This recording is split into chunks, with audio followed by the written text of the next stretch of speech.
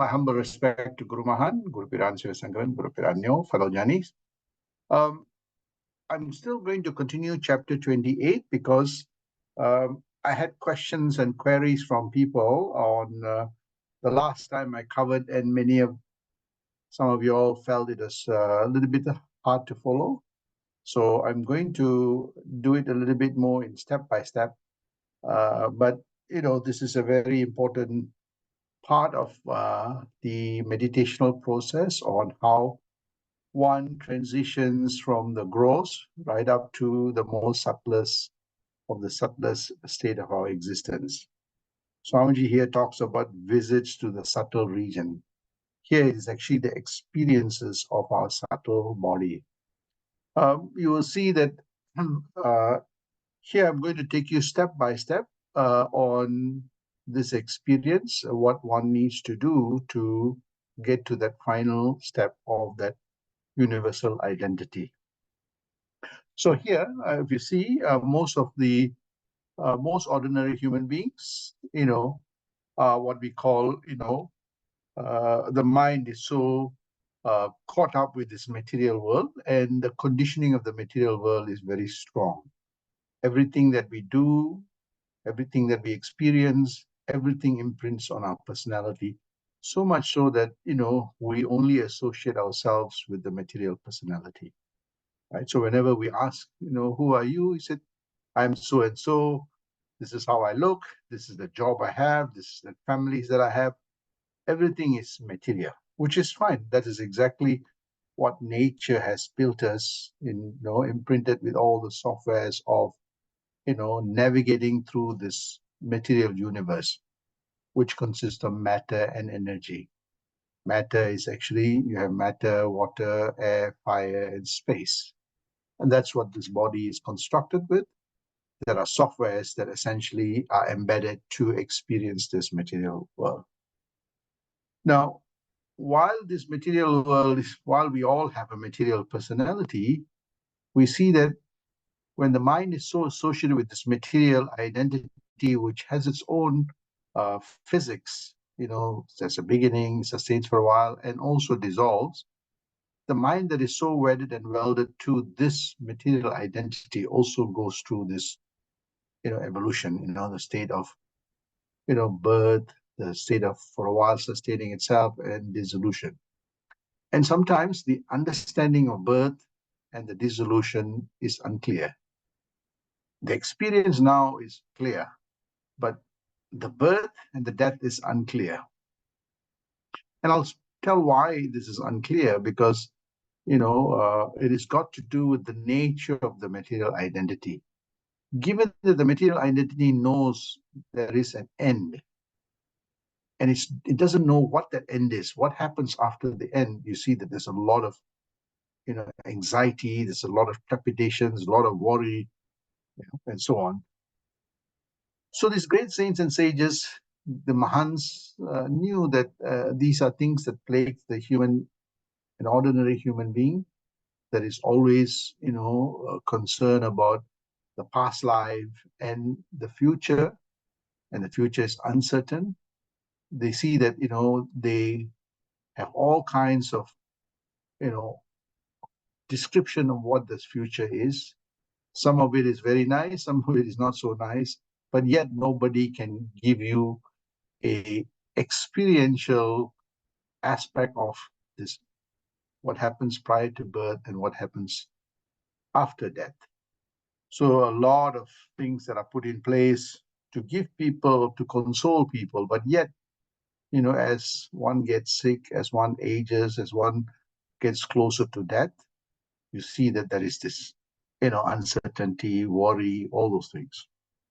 So when one is fully informed of this thing called life, one learns to live properly.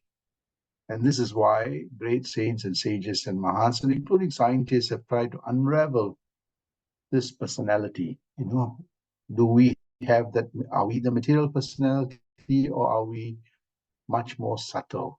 Are we much more transcendental? Are we much more universal? And if we can understand that experience that, then you see that the experience of life changes. And this is what this great Mahans, the scientists, I call them, scientists of the self. So they try to explore the terrains of the self, the mind, and the intellect, like how all the other scientists that explore the terrains of this material universe, the terrains of the world, terrains of all the biological systems. In that same way, these Mahans were scientists in their own rights, trying to explore, understand the what sustains life, this personality. Is it only one personality or is it multiple personality? What gives us cognition, consciousness, and this experience? So they are scientists in their own way, and like how scientists, they start unraveling one by one. And I spoke about, the different aspects of the human consciousness. And, like scientists, they actually explore one by one by one. It looks so confusing, right? So I'm going to take you through this journey of step by step of unraveling, peeling off this onion, one layer after the layer, and how the interrelationship between these layers. Because that is what that introspection, contemplation, reflection, meditation is all about. Like how a scientist would say, what is the basis of existence? So they look at nature, and then they look at matter, open it up, and using electron microscope, they come up to the atoms, and from the molecules to the atoms, and then they break the atoms, then they see protons, electrons, they further break it down, come to quarks, and ultimately they come to something which our material apparatus cannot cognize anymore until we have greater improvements. So this is at the micro level. The same thing at the macro level, we have telescopes that look out, we explore the faint light, from the light we see galaxies, and as we unravel, finally we come to the 13.8 billion years when the universe began, the Big Bang. So this is at the macro level, micro level, and the Mahans do the same thing. That, this body is constructed from this, macrocosm. They now start peeling one by one, and they unravel it step by step. So here, this is the same journey as scientists, that is looking at all the living things and the minerals, using electron microscope in the same way, looking at the sky, looking at where did all this come from using telescope. The Mahans use that inner scope. And they start off step by step. Number one, what we are fully aware of, at least now, is our physical body. So they explore the physical body. They explore, they test out different things. Even Mahan himself pushed his body to the brinks of almost the body started disintegrating, right? So they pushed this laboratory of analysis right up to the final aspects of, understanding what this physical body. So they broke it down to the 5 elements. The body is made out of earth because, we consume everything from the earth, the minerals. The body needs water to dissolve those minerals. The body has fire. This is the electromagnetic field. The body needs air, oxygen, nitrogen to assemble, to put things together, to form cells, cellular activities, and so on, and space. Without space, nothing can operate. So they decipher this body. Right? When you understand this body based on all these things, and the body has its own physics. And this is what experiencing the subtle, the different state of our consciousness. So they look at the body, and the body's composition, the body's dynamics, the body's physics is tied to the minerals that make up the body. When there are deficiencies, the body becomes weak. When you're not getting enough oxygen, the body gets tired. So how do we get this minerals to construct this body, the health of the body? When your hemoglobin is low, you see that you feel, like fainting. because not enough oxygen is being carried through the body. So these great Mahans and great saints, with some aspect, they were also, scientists in their own rights, right? So they understood the physics of the body. So they see nutritious food is very important. Exercise or yoga, asanas are very important. Sweating the body, So and what we eat, the exercise that we do, how do we keep our brain, which is so important, the breathing exercises, so that the lungs is able to absorb oxygen in the best possible way, release it to the body, and collects back the carbon dioxide.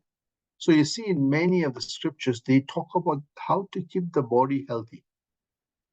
When the body is healthy, we see that all our nerve systems are well, functioning. The muscles are, when you have good set of muscles, you see that this muscles carry a lot of nerves and blood and so on. And you see that the flow, it has an impact on the flow of energy that we have. So that is why when we age, we see that our muscle starts disintegrating if we don't use it. When we don't use our body, exercise, walk, all those things, as we age, the hormone level starts declining. We see that we start losing muscle mass. And you see that when we start losing muscle mass, the connections that are made up in the muscle starts withering. And you see that, you have numbness of the leg, you have all kinds of, this flow of, blood and energy is kind of hindered. So you see all kinds of cells don't replicate fast enough. You have to know that, in our body, many cells born, sustain, and dies. So the rate of death of the cells, if it's higher than the rate of birth and sustenance, you see that, parts of the body will eventually start shutting down, all kinds of ailments and problems starts popping up. So the Mahans knew this.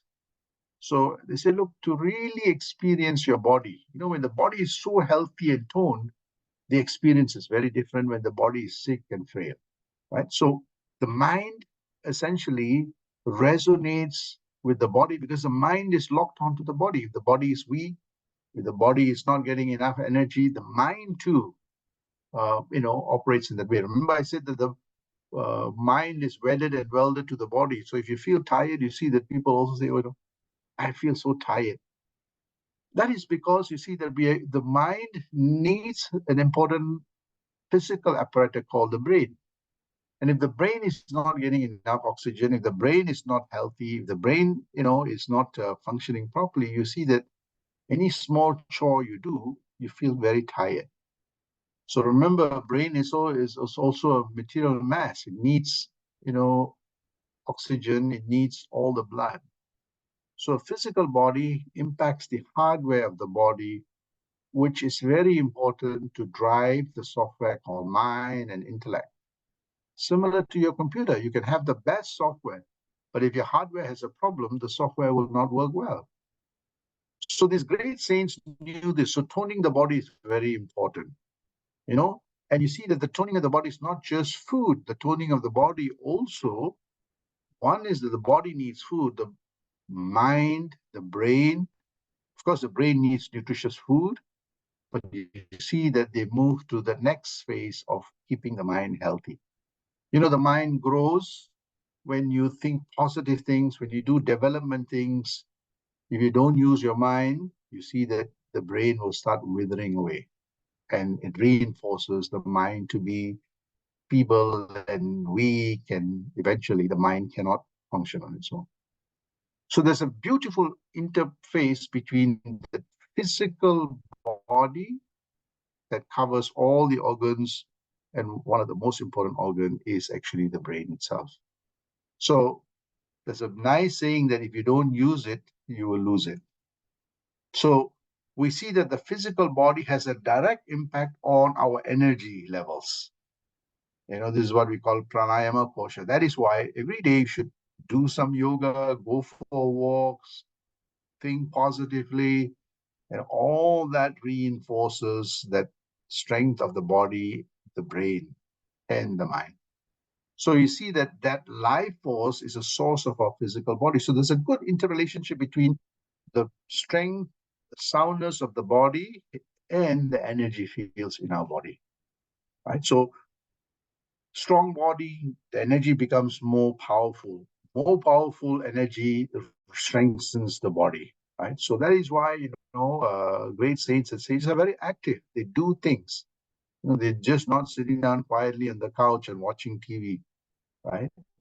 So that physical activity, is critical for the energy levels in our body. Also, part of the physical activity is that when we are active, the body is active, the body gets sad, the body also needs rest. And part of the development of the body and the brain is in the rest state. So the active state and the rest state. And that is why sleep is very, very important for the health of the body and the brain. So, 6 to 8 hours is very, very important. So we see that, there's a beautiful dynamics between the Shakti or the energy and the body. And that has an impact on, we see that, when our body is at good sleep, it's healthy, it's got all the nutrients, we see that our mind, which feeds off that hardware called the brain, will function really well. You see that we're able to nurture good thoughts, there's a focus, there is concentration, there's the sharpness, you see. So our mental sheet becomes strong. The software is working, lancha, very efficient, right? It doesn't waste time. It knows how to sort things. It forms the library in the mind of, as information comes, it sorts it really well. And when you need it, you can access it, not a mixed up library, right? So we see that energy level enables the brain to be efficient, the brain to function really well. That is a very important basis for the mind. So our thoughts, our emotions become more, focused, more targeted. You don't waste time on, frivolous things. So you see that when the thoughts and emotions are divine, focused, you see that it moves the pranas. What does that mean? When your mind is all over, jumbled up, worrying, your breath changes. Because when the mind is so, noisy, it cannot think. And the brain is working overtime. And the brain is working overtime, it's telling the heart, we need more oxygen here. We need more flow here. So the heart is on overdrive. When the heart is on overdrive, you see the brain sends all kinds of hormones. The hormones go haywire. So the body becomes less harmonious. But when the energy flow is perfect, when the mind is able to tap on it, when the mind is calm, cool, collective, can attain that quietude, you see that the thoughts and the emotions become more calmer, more cooler, more, divine, and less noisy. The brain stop wasting energy. It conserves the energy, it utilize the energy more effectively, and you see that the flow of your energy becomes more harmonious. Earlier, less harmonious, the heart is on overdrive, everything, the lungs is on overdrive. Now everything becomes more calmer and cooler. And you see your prana, your breath becomes more calmer, cooler. You see that your breathing is much more deeper. Every breath that you take becomes very deep. Your lungs are filled with oxygen, and then it releases it fully, and you see that the body gets as much oxygen as the capacity of the lung, right? And you see that the blood flow now has a lot of oxygen. By the time it sends to everything, it comes back. So at one go, it can send everything all over the body, and harmonize all the cellular activities and so on.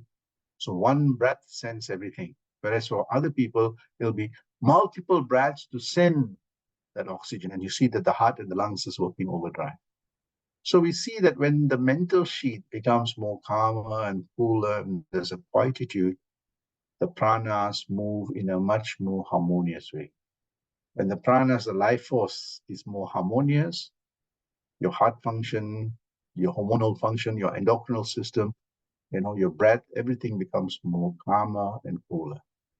So you see that your brain now becomes, less on overdrive. It is more conserving the energy, but using it in the most effective way.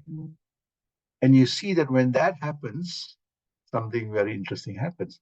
You can channel that energy to that intellect that is now got the time to be able to sift out what is real and what is unreal, what is permanent and what is impermanent, what is mortal and what is immortal. So it retains that which enriches and elevates and expands the mind, and keeps out that which causes turbulence and drunkenness and so on. So we see that a strong and calm and concentrated mind is able to, permeate the sharpness of the intellect, the breadth of the intellect, the depth of the intellect. And that gives the power of discrimination, the power of to know things that are more subtle. And this is the part that is so important. When the mind is noisy, the intellect is not efficient. It misses out many things. When the mind is calm and cool, the intellect becomes more sharper, more focused, more potent. And in that sharpness of that intellect and quietude of the mind is able to touch more subtler aspects of everything, including its own self. A noisy mind would not be able to do it. Only a quiet mind with a sharp intellect is able to say, this is the experience, right? So you see that interrelationship between that energy sheet. So number one, physical,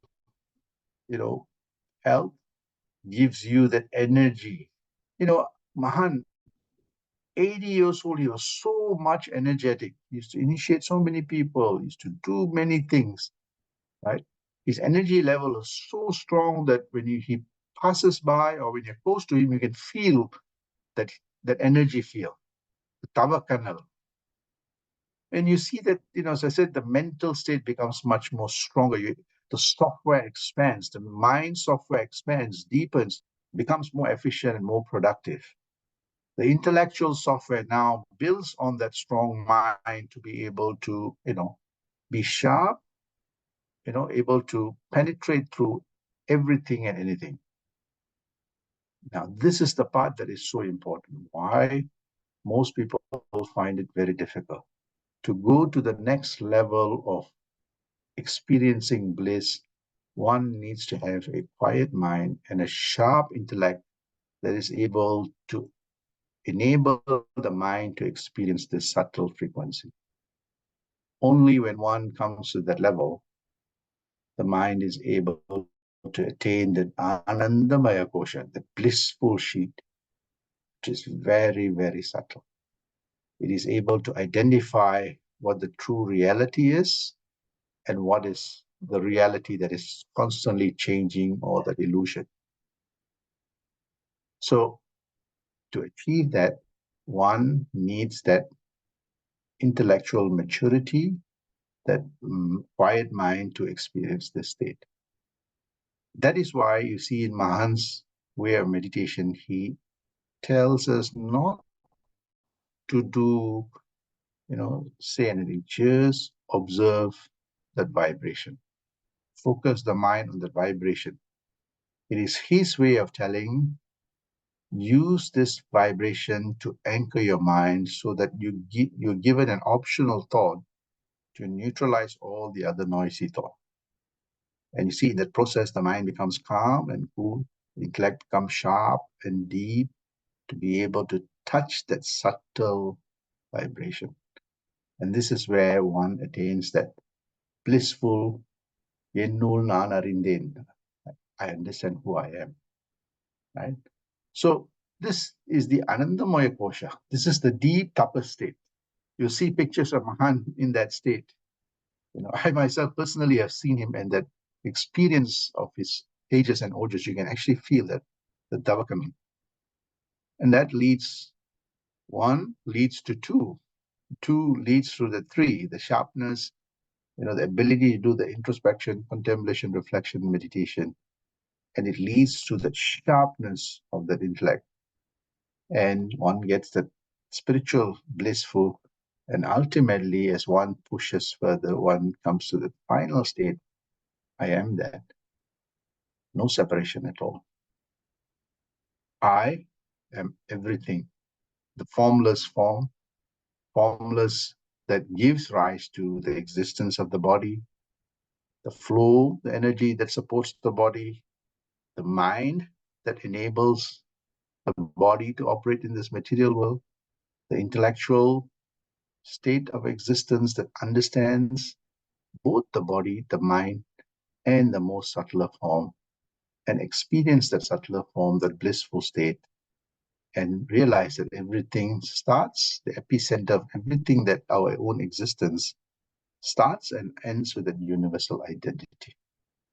And this is what these great saints and sages says, how the scientist, looks through the microscope and go all the way to the last building block, the last thing that they can cognize, and then they say, hey, I can't go any further. There's nothing there. The electron microscope cannot go any further. In the same way, the telescope that goes all the way right up to the final state and say, the laws, traditional laws of physics breaks down. In that same way, Mahans use this inner scope to go all the way to demonstrate that the physics of the body, mind, and even the intellect cease to exist. You come to the state of ultimately that nothingness. No thing means neither matter nor energy. The physics, the laws of physics, matter and energy completely dissolve, including time. And this is why when one comes to that state, you see that time is no more there.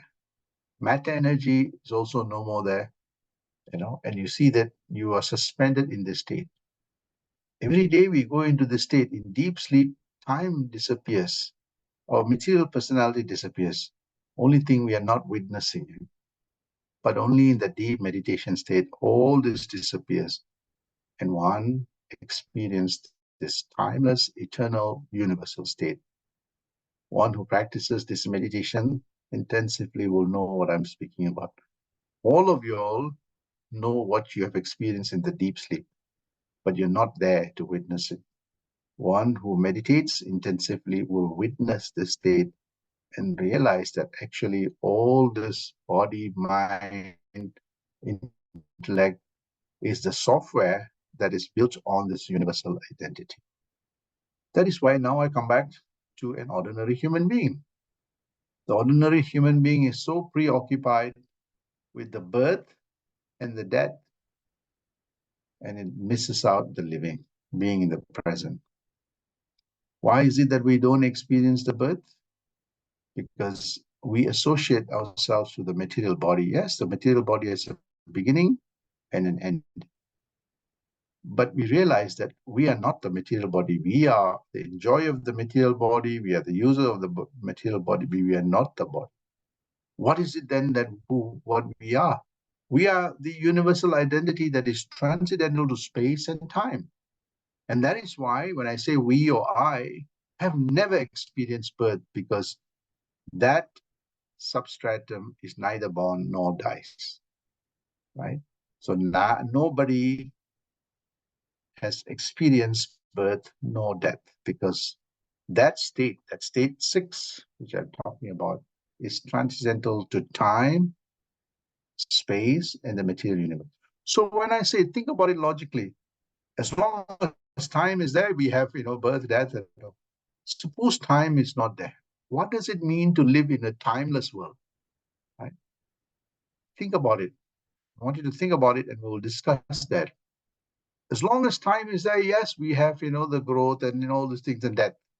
What if time was not there? And that state 6 is that timeless state, the eternal. Right? And one gets into that state in the deep sleep. In the deep sleep state, time disappears. Right? Our whole material identity disappears. Space disappears. But you have not witnessed it. Here, you means the mind has not witnessed it. Whereas in the deep meditation state, as the mind, slowly retreats from the material world, there is a corridor between the timeless and the time-bound state. And that is the state of, that demarcation. As you go to that more deeper state, everything disappears. As you step into this realm, you experience it. So you see that you are both the experiencer of the time-bound state and the timeless state.